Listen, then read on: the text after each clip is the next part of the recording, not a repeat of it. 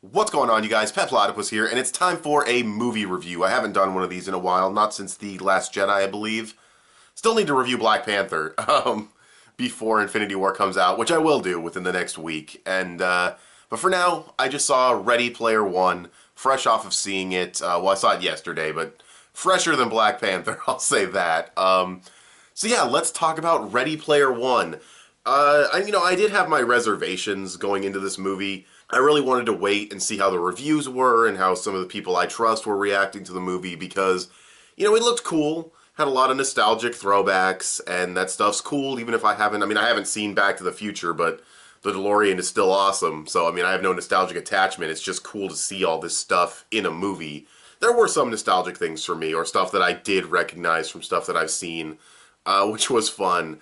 But yeah, I had my reservations though, because even though it looked kind of fun and interesting with all the throwbacks and stuff, which, could be, that could be your whole night just trying to figure out all the Easter eggs in this movie. There's got to be hundreds. It's insane.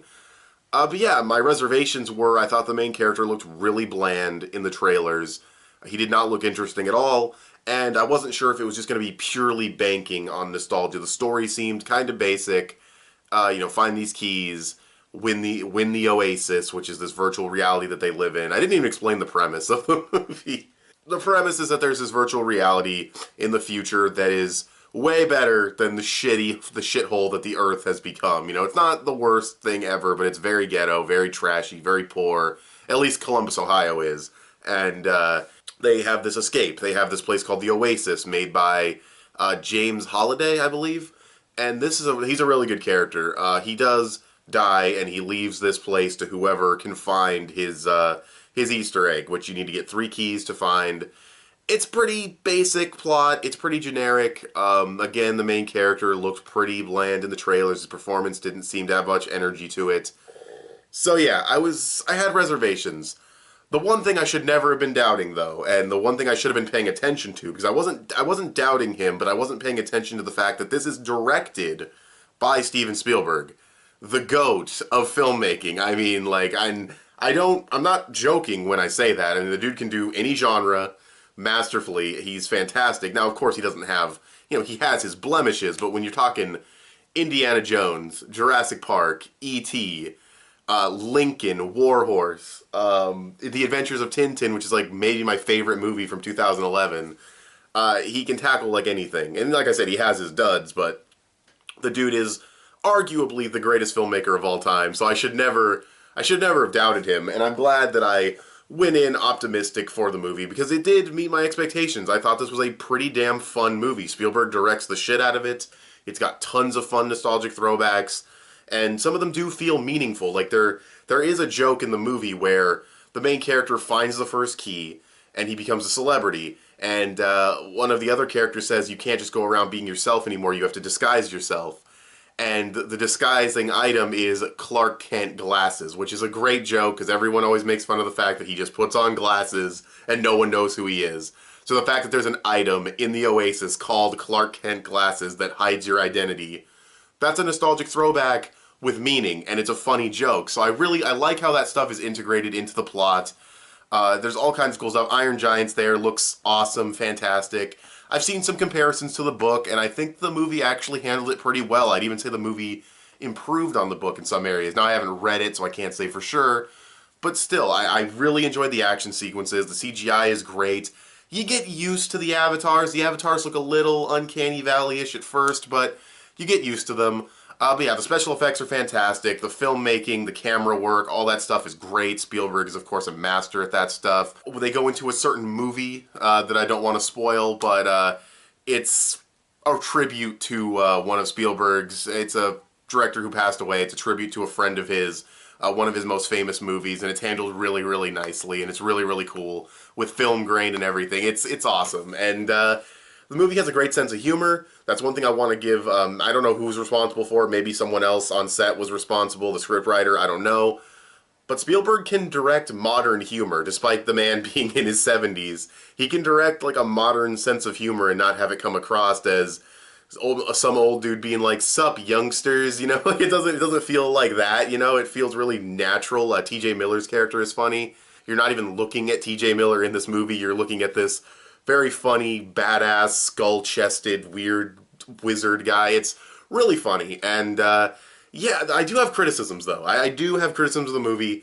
When the movie starts, you see Wade Watts, our main character, leaving his house or his trailer. It's just this big stack. If you watch the trailer, you'll see it. It's just this big stack of trailers. And it's called the Stacks. And he's leaving, and you see people inside these trailers as he passes by, and they're doing stuff in the Oasis, and it kind of creates a sense of world building. You see what these people are doing. They're living out their virtual lives. You see some other stuff around him.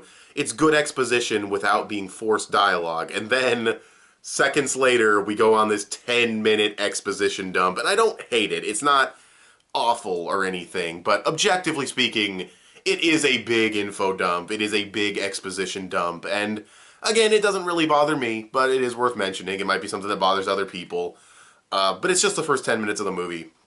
He does have to get a lot of information off his chest, so it's kind of understandable.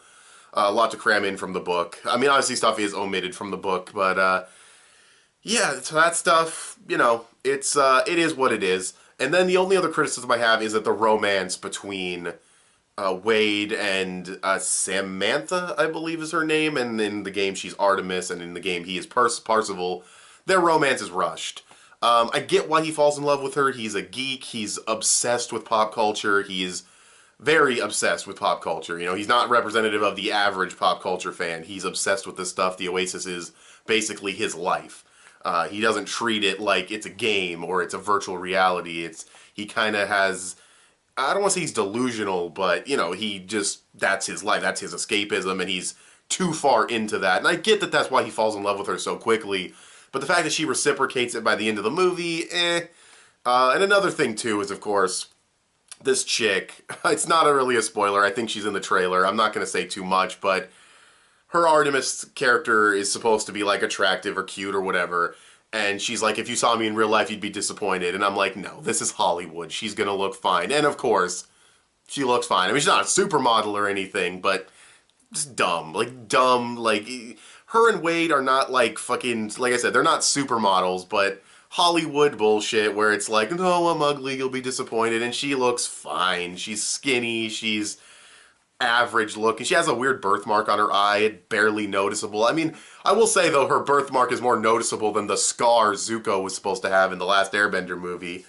But the less we talk about that movie, the better. So yeah, what else is there to talk about? So yeah, rushed romance, some other little nitpicks here and there. Nothing really that bad, though. The movie takes itself somewhat seriously in places, but it's not too bad. It's got a good sense of humor, a good sense of fun, a good sense of pacing. A couple of characters are underdeveloped. Artemis is not that well developed. H isn't that well developed. The two Asian characters, Daito and Shoto, are not that well developed. I don't know why I specified that they were Asian. That's whatever. I don't know. But only really Wade gets any development, and it's not a ton either. But if you're just going to this movie to see some fun action in this really creative world with a bunch of nostalgic throwbacks, some references you might get, some references you might not, you're going to have a fun time. If you're looking for that character development, if you're looking for a story you could really take seriously, you know, you might be a little bit disappointed. But I say you just go into it, have fun, see some nostalgic throwbacks from older movies, video games, music. I think you're going to have a good time.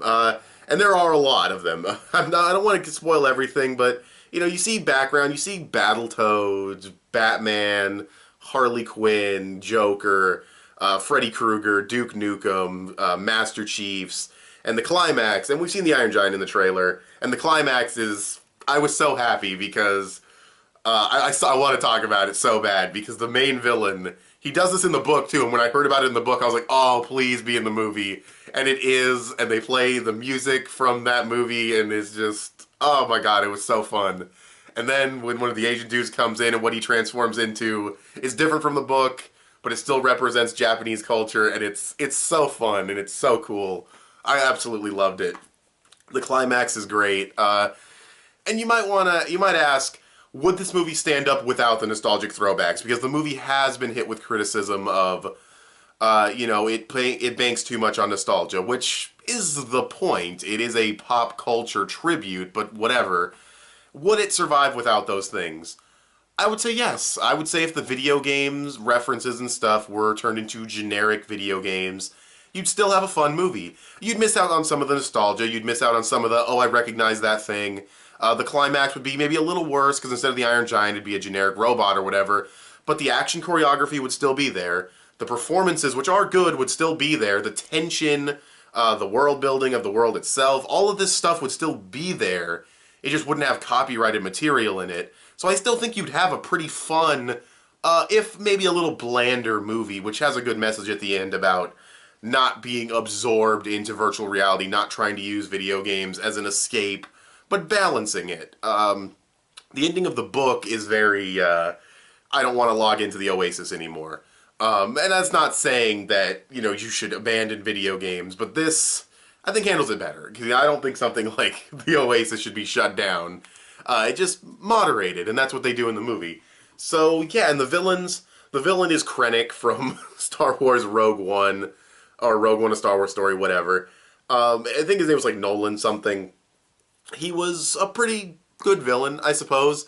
He is EA, basically. There's even a scene where you see the development of Oasis in a flashback. He's talking to Holiday, and I should talk about Holiday actually before I end the video. And he's saying, what if the Oasis had like these tiered things where people pay a certain amount and they're platinum and they pay a certain amount and they're gold? And it's so funny because it's so EA. It's so EA and Activision. It's so what's wrong with the video game culture. That's what he represents. And it's so funny. It's just so funny to see that and to see him try to fake his way through understanding movies and pop culture. And it's just very good commentary. I liked that. I like, especially very good commentary for nowadays. And that's definitely a coincidence because this movie was being worked on for a long time. They spent years securing the copyright for these characters. So yeah, it was crazy. It was crazy to see that now and in this current climate of gaming with loot boxes being so controversial and shit. So yeah, I had a ton of fun with this movie, if you can't tell. It's not perfect. It has like a 74% on Rotten Tomatoes. I'd say that's fair as far as the movie goes. Wade isn't a super charismatic character. He's not supposed to be. He's supposed to be a nerd obsessed with the Oasis, kind of cringy sometimes, kind of thing. Not too cringy, though. They handle it well. So yeah, like, he's not supposed to be the most charismatic guy, but he's not the greatest character ever. Underdeveloped. I'd say the rest of the cast is fairly underdeveloped. Romance is rushed, a little bit of exposition at the beginning of the movie, but it's fun. You get a lot of great action, a lot of great throwbacks. Even without the throwbacks, the action is still well filmed and still badass, and it would still be creative because you would still have you'd still have generic video game characters of all kinds, off-brand video game characters in this huge war with a dude driving a car through everything, fighting these walking robots. Like, it would still, like I said, it would still be a really creative world. It just wouldn't have that extra gimmick of nostalgic throwbacks. And like I said, a lot of the stuff for me isn't even really that nostalgic. It's just cool to see. I watched Monty Python and the Holy Grail when I was like, I don't know, 17. That's not nostalgic. I have not seen the Back to the Future movies. There's a lot of stuff in here I haven't seen. Like, Overwatch isn't nostalgic. In the context of this world, Overwatch would be nostalgic because it takes place in 2045. I think that's clever. But yeah, like, there's a lot of stuff like Street Fighter I never played when I was a kid, but it's still fun to see all this stuff. It's still fun to see the final climax, the two giant robots that fight, or the three giant robots that fight each other. Whether I've seen any of those movies, like, I don't want to say what it is, but the anime that one of the robots comes from, I haven't seen. Saying it's from an anime might give it away, but if you're, yeah, like, I haven't seen that show ever, or any of its incarnations, but it was just a badass concept to see that thing fight that other thing. It's just a really fun, cool idea. So, yeah, if you can't tell by my voice, I really liked this movie. I would probably say on an enjoyment scale, I'd give it a solid 8 out of 10. I really, really liked it.